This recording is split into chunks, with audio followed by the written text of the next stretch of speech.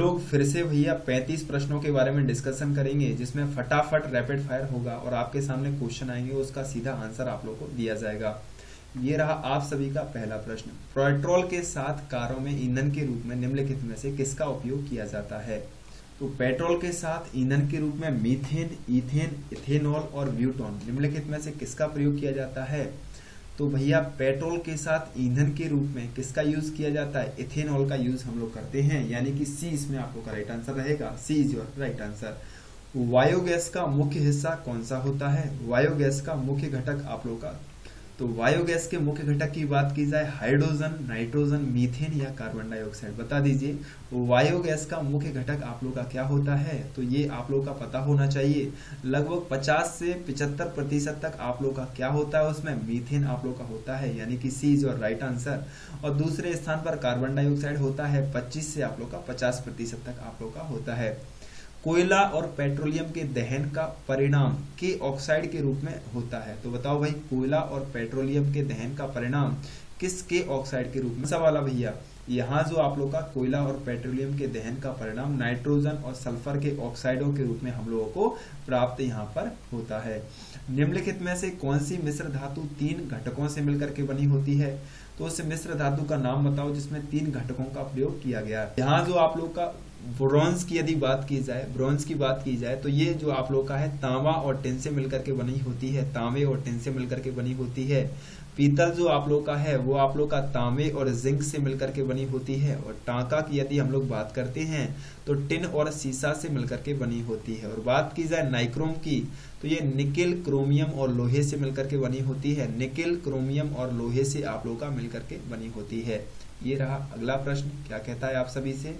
जब लोहे को और के साथ मिश्रित किया जाता है तो स्टेनलेस स्टील प्राप्त होता है। तो भैया आप लोग को ये तो तय है कि लोहे को हम लोग नाइक्रोम, अब नाइक्रोम के साथ आप लोग को बताना है स्टेनलेस स्टील। निकेल, आप लोग का निकेल हो गया, निकेल के साथ हम लोग किसको मिलाने वाले हैं? तो निकेल के साथ किसे मिलाएंगे ये बताना है। यहाँ जो आप लोग का है, जब लोहे को किसके साथ मिलाया जाता है तो स्टेनलेस स्टील आप लोग को प्राप्त होती है। तो जब लोहे को निकेल और क्रोमियम के साथ मिलाया जाता है तो आप लोग को स्टेनलेस स्टील आप लोग को प्राप्त होती है। स्टेनलेस स्टील जो आप लोग की होती है, इसके हिसाब से हम लोग वायुयान की चद्दर भी इसी के साथ तैयार करते हैं। किसका रासायनिक नाम कैल्शियम सल्फेट हेमीहाइड्रेट है? तो बताइए किसका रासायनिक नाम कैल्शियम सल्फेट हेमीहाइड्रेट आप लोग का है? यहाँ जो आप लोग का है कौन सा राइट आंसर होगा? कैल्शियम सल्फेट हेमीहाइड्रेट आप लोग का प्लास्टर ऑफ पेरिस, यानी कि बी आप लोग का राइट आंसर है। B is your right answer. यौगिक एक सुखाने वाले एजेंट के रूप में प्रयोग किया जाता है, उस यौगिक का नाम मुझे बताना है। Gypsum, calcium oxide, calcium oxide, यानी कि पहले में कैल्शियम कार्बाइड लिखा है, इंग्लिश में देखो, और कैल्शियम कार्बोनेट। तो ये जो आप लोग का होने वाला है, आप लोग का कौन सा राइट आंसर होगा? कैल्शियम ऑक्साइड, यानी कि सी आप लोग का राइट आंसर होगा। कैल्शियम ऑक्साइड का उपयोग हम लोग सुखाने वाले एजेंट के रूप में करते हैं। जीवाणुओं में श्वसन स्थल मुझे बताना है। जीवाणुओं में श्वसन स्थल आप लोग का कौन सा है? तो जीवाणुओं में श्वसन स्थल जो आप लोग का होता है वो आप लोग का मीसोसोम, यानी कि आप लोग का सी आप लोग का राइट आंसर रहेगा। C is your right answer. Option के अकॉर्डिंग सी आप लोग का राइट रहेगा। ऊर्जा उत्पादन के दौरान ग्लूकोज का पायरोवेट में विघटन आप लोग का किस स्थान पर होता है? तो ऊर्जा उत्पादन के दौरान ग्लूकोज का पायरोवेट में विघटन किस स्थान पर होता है? तो ये जो विघटन आप लोग का होता है किस स्थान पर आप लोग का होता है? ये जो आप लोग का है भैया कोशिकीय द्रव्य में आप लोग का विघटन होता है। ऊर्जा उत्पादन के दौरान ग्लूकोज का पायरोवेट में विघटन कहाँ होता है? मानव शरीर की सबसे मजबूत हड्डी कौन सी है? मानव शरीर की सबसे मजबूत हड्डी की बात की जा रही है तो ह्यूमन बॉडी की सबसे स्ट्रॉन्गेस्ट वन की बात की जाए तो आप लोग का जांग जो आप लोग की है, जांग आप लोग की रहेगी, जिसको हम लोग किस नाम से जानते हैं? फीमर नाम से भी हम लोग इसको जानते हैं। ह्यूमन बॉडी की सबसे बड़ी हड्डी भी आप लोग का यही है। छाती के आसपास जो हड्डियां पाई जाती हैं उन हड्डियों को आप लोग क्या कहते हैं? तो छाती के आसपास जो हड्डियां पाई जाती हैं उन हड्डियों, यहाँ जो आप लोग का देखा जाए रिब्स हम लोग कहते हैं, जिसको क्षेत्रीय भाषा में हम लोग पसलियां कहते हैं। मानव शरीर का कौन सा अंग अंडे को अंडाशय से गर्भाशय तक ले जाने का कार्य करता है? अंडाशय है, फैलोपियन ट्यूब, योनि या लिंग? तो भैया अंडे को अंडाशय से गर्भाशय तक ले जाने की बात की जाए तो आप लोग का ये कार्य महत्वपूर्ण फैलोपियन ट्यूब आप लोग का करता है, यानी कि बी आप लोग का राइट आंसर रहेगा। B is your right answer. अगली इसमें आपको मैचिंग करनी है कि कौन सा आप लोग का सही है और किस तरीके से सही होने वाला है। Very good. यदि हार्ट की हम लोग बात करते हैं तो हार्ट भैया क्या कार्य करता है, रक्त को संपूर्ण शरीर में फैलाने का कार्य करता है। धमनियों का कार्य होता है भैया रक्त को हृदय से अंगों तक पहुंचाने का, क्योंकि हृदय में शुद्ध रक्त आप लोग का होता है, तो धमनियां शुद्ध रक्त को शरीर में पहुंचाती हैं। सिराएं अशुद्ध रक्त, सिराएं क्या करती हैं, रक्त को हृदय से शरीर तक पहुंचाने का कार्य करती हैं। और कोशिकाएं जो आप लोग की होती हैं धमनी तथा सिरा, यानी कि आप लोग का ये आप लोग का एक के साथ मेंटेनेंस बिठाएगा। अच्छा, निम्नलिखित में से कौन महिला जनन अंग नहीं है, तो महिलाओं का जनन अंग नहीं है वो बताएं कौन सा है। गर्भाशय, शुक्रवाहिका, अंडाशय या फैलोपियन ट्यूब। तो भैया अंडाशय को अंडकोश से मतलब आप लोग गर्भाशय तक ले जाने का काम कौन करता है, ये आप लोग का फैलोपियन ट्यूब है। और जनन अंग नहीं है तो शुक्रवाहिका जो आप लोग का है पुरुष जनन अंग आप लोग का है, महिलाओं का जनन अंग ये नहीं है। नर और मादा युग्मक आपस में मिलकर किसका निर्माण करते हैं, भैया युग्मनज बनाते हैं, अंडाणु बनाते हैं, गर्भ यानी कि वोम जिसको हम लोग कहते हैं, और शुक्राणु बनाते हैं। तो भैया नर और मादा आपस में मिलकर आप लोग का जाइगोट का निर्माण करते हैं, नर और मादा आपस में मिलकर के जाइगोट का निर्माण करते हैं। पेलिग्रा किसकी कमी के कारण आप लोग का होता है, तो पेलिग्रा आपको तो यहाँ जो आप लोग का रहेगा विटामिन सी की कमी के कारण भैया एस्कॉर्बिक आप लोग का विटामिन सी एस्कॉर्बिक एसिड आप लोग का कहते हैं ना, एस्कॉर्बिक एसिड उसका नाम। अच्छा, स्पेशली मैं क्या बोल रहा था आप लोग को, नियासिन यानी कि विटामिन बी के दौरान आप लोग का होता है। विटामिन बी में भी आप लोग का कौन सा विटामिन होता है, वी के दौरान भी आप लोग का पेलिग्रा देखा जाए तो नियासिन यानी कि B3 के कारण आप लोग का होता है। विटामिन के प्राकृतिक रूप से निम्नलिखित में से रूप में पाए जाने वाले जीवाणुओं के द्वारा निर्मित होता है। तो भैया विटामिन के आप लोग को बताना है प्राकृतिक रूप से किसके द्वारा निर्मित होता है। विटामिन के की यदि बात करते हैं तो आप लोग का आंत में निर्मित होता है, यानी कि डी आप लोग का राइट आंसर रहेगा, D is your right answer. ये बताओ प्रत्यावर्ती धारा को दिफ्ट धारा में बदला जाता है, तो प्रत्यावर्ती धारा को दिफ्ट धारा में किसकी सहायता से आप लोग बदलते हैं, प्रत्यावर्ती धारा को दिफ्ट धारा में बदलने के लिए किसका उपयोग किया जाता है, तो ये जो आप लोग का है जिसका उपयोग हम लोग प्रत्यावर्ती को डीसी में यानी कि एसी को डीसी में बदलने के लिए करते हैं, वो आप लोग का दिष्टकारी है जिसको हम लोग रेक्टिफायर कहते हैं। क्या कहते हैं, रेक्टिफायर, यानी कि याद रखना रेक्टिफायर के द्वारा किया जाता है। पेयजल की शुद्धिकरण के लिए किस गैस का उपयोग किया जाता है जिससे जल आप लोग का शुद्ध हो सकता है, हीलियम, क्लोरीन, फ्लोरीन या कार्बन डाइऑक्साइड। प्रकृति की सबसे हल्की गैस की बात की जाए तो हीलियम आप लोग की है। बात की जाए शुद्धिकरण के लिए तो हम लोग किसका यूज करने वाले हैं, क्लोरीन का यूज करने वाले हैं, यानी कि बी आप लोग का राइट आंसर रहेगा। निम्नलिखित में से कौन से पौधे में आवरण रहित बीज आप लोग के पाए जाते हैं, यानी कि अनावृत बीजी किस्म का आप लोग को पौधा बताना है। ये रहा आप सभी का चारा। चारा आप लोग जानते होंगे, घास जो बड़ी बड़ी होती है, फुनेरिया, मर्सिलिया या देवदार। तो भैया अनावृत बीजी आप लोग की पूछी जा रही है, तो अनावृत बीजी जो आप लोग का है देवदार जिसको हम लोग कहते हैं, देवदार जो आप लोग का है अनावृत बीजी किस्म का आप लोग का होता है। आवृत बीजी अनावृत बीजी में कभी अंतर पूछा जाए तो बता देना, आपको सीधा सीधा बताना है निम्नलिखित में से किसका उपयोग भोजन को पकाने में किया जाता है। बस आप लोग पूरे को पढ़ेंगे तो डर जाएंगे, है ना।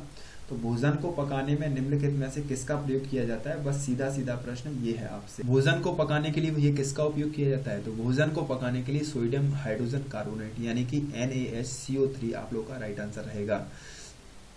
COOH निम्नलिखित में से किस क्रियात्मक समूह में आप लोग का उपस्थित है, आप लोग का एल्कोहल में, एल्डिहाइड में, कीटोन में या कार्बोक्सिलिक अम्ल में। तो बताइए आप लोगों का COOH किस में मौजूद आप लोगों का है, तो ये है आप लोगों का कार्बोक्सिलिक अम्ल। इसका फॉर्मूला क्या होता है, CH3COOH। ये जो आप लोग का है कार्बोक्सिलिक अम्ल यानी कि डी आप लोग का राइट आंसर रहेगा, D is your right answer. Ferrous sulphate crystal का रासायनिक सूत्र आप लोगों को बताना है। फेरस सल्फेट क्रिस्टल का रासायनिक सूत्र क्या हो, रासायनिक सूत्र के माध्यम से जलीय अणु पूछने की कोशिश की जा रही है, कई बार ये प्रश्न आप लोगों को पूछा जाएगा। यहाँ पर जो है फेरस सल्फेट का रासायनिक सूत्र तो FeSO4 तो सभी में है, लेकिन यहाँ पर जल के अणुओं की संख्या मेन उद्देश्य था तो 7 आप लोग का रहता है, सी इसमें आप लोग का राइट आंसर रहेगा। जब लोहे की फाइलिंग में हाइड्रोक्लोरिक अम्ल मिलाया जाता है तब आप लोग का क्या होता है, लोहे की फाइलिंग में आप लोग का अम्ल मिलाया जाता है तो कौन सी गैस निकलती है, ये भी आप लोगों से पूछा जा सकता है। तो हाइड्रोजन गैस निकलती है और आप लोग का लोहा क्लोराइडी फॉर्म में आप लोग का तैयार हो जाता है। ठीक है, ये बताइए मुझे, डोलोमाइट निम्नलिखित में से किस धातु का अयस्क आप लोग का है? डोलोमाइट किस धातु का आप लोग का अयस्क? स्ट्रोंशियम, पोटेशियम, एल्यूमिनियम या कैल्शियम? डोलोमाइट किस धातु का अयस्क आप लोग का है? तो डोलोमाइट की बात करें तो किस धातु का अयस्क आप लोग का है? डोलोमाइट जो आप लोग का है किस धातु का अयस्क है?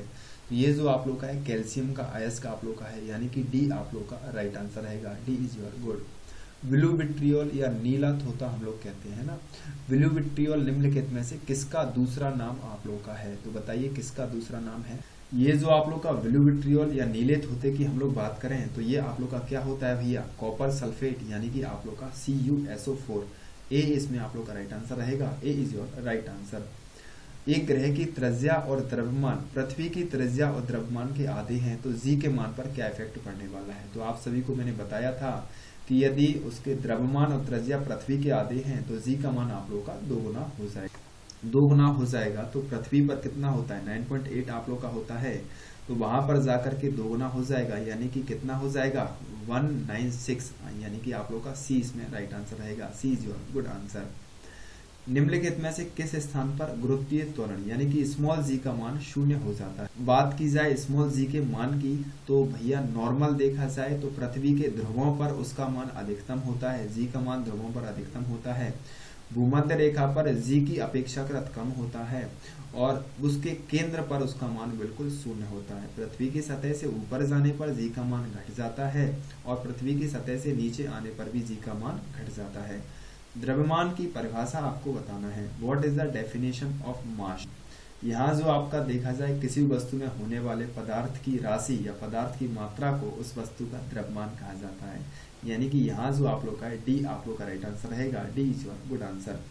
द्रव्यमान बटे आयतन आप लोग का क्या होता है? बताइए भाई, द्रव्यमान बटे आयतन किलोग्राम। एकांक आयतन में उपस्थित अणुओं की मात्रा को या पदार्थ की मात्रा को हम लोग क्या कहते हैं? तब भी आप लोग यही आंसर लगाने वाले हो। संवेग की बात की जाए तो संवेग आप लोग का द्रव्यमान गुणा वेग होता है और जड़त्व आप लोग का भैया क्या होता है? अवस्था में परिवर्तन का विरोध करना जड़त्व, और बल आप लोग का होता है द्रव्यमान इंटू त्वरण। ठीक है, द्रव्यमान की परिभाषा ये आप लोग का रिपीटेड क्वेश्चन थे 2। ये बताओ, तरल पदार्थ के घनत्व को मापने के लिए किसका यूज किया जाता है? पदार्थ के घनत्व को मापने के लिए किसका उपयोग करेंगे भैया? हाइग्रोमीटर जो होता है वायुमंडल की आर्द्रता मापने के लिए यूज किया जाता है। हिप्सोमीटर जो होता है वो समुद्र तल से गहराई मापने के लिए नहीं, ऊंचाई मापने के लिए यूज किया जाता है।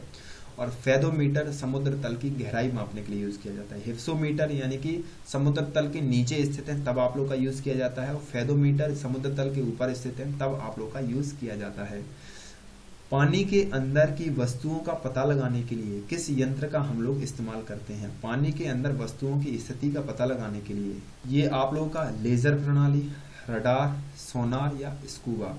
तो कई बार ये प्रश्न के अलावा एक और प्रश्न पूछा जाता है कि सोनार का फुल फॉर्म क्या है? तो साउंड नेविगेशन एंड रैंगिंग जो आप लोग का है सोनार का फुल फॉर्म है, और यही आप लोग का समुद्र के अंदर स्थित वस्तुओं का पता लगाने के लिए यूज किया जाता है। निम्नलिखित में से किस पौधे से कोर्क आप लोग का प्राप्त किया जाता है? डेलवर्गिया, सिट्रस, कार्कस या स्वर्णछिरी। तो भैया कॉर्क को प्राप्त करने के लिए हम लोग किसका इस्तेमाल करेंगे? भैया कॉर्कस आप लोग का पौधा होता है, कॉर्कस से आप लोग को ये प्राप्त होता है। ठीक है, जब ध्वनि और श्रोता दोनों एक ही समय में समान वेग से चलते हों तो प्रत्यक्ष आवृत्ति क्या होती है? यानी कि ध्वनि भी यहीं से चल रही है और श्रोता भी उसी के साथ उसी वेग से चल रहा है, तो भैया आवृत्ति पर क्या इफेक्ट पड़ने वाला है? यहाँ पर जब दोनों समान स्पीड से समान दिशा में समान वेग से चलेंगे तो देखा जाए तो वास्तविक आवृत्ति के बराबर होने वाली है, यानी कि सी आप लोग का राइट आंसर रहेगा। C is your good answer. हम ऊष्मा के संचरण की उस विधा को क्या कहते हैं जिसके द्वारा ऊष्मा शरीर के एक अंग से दूसरे अंग तक आप लोग का पहुंचती है? यदि ये वीडियो आप लोग को पसंद आया है तो आप लोग को प्लीज इसे लाइक और मित्रों के साथ शेयर जरूर करना है, और लगातार ऐसी वीडियो आप लोग को प्राप्त होती रहेंगी। इसके लिए हमारे साथ जुड़े जरूर रहना। ठीक है, आप लोगों को नंबर और क्लासेस टाइमिंग सब कुछ पता है। यहाँ जो आप लोग का राइट आंसर होने वाला है इसे हम लोग क्या कहते हैं? समवन आप लोग का कहते हैं। ठोसों का गुण होता है चालन, और द्रवों और गैसों का होता है संवहन, और स्पेशली गैसों का होता है विकिरण, है ना। तो इसमें सी आप लोग का राइट आंसर होने वाला है। C is your right answer. Video पसंद आए तो प्लीज लाइक जरूर करना और मित्रों के साथ शेयर जरूर करना।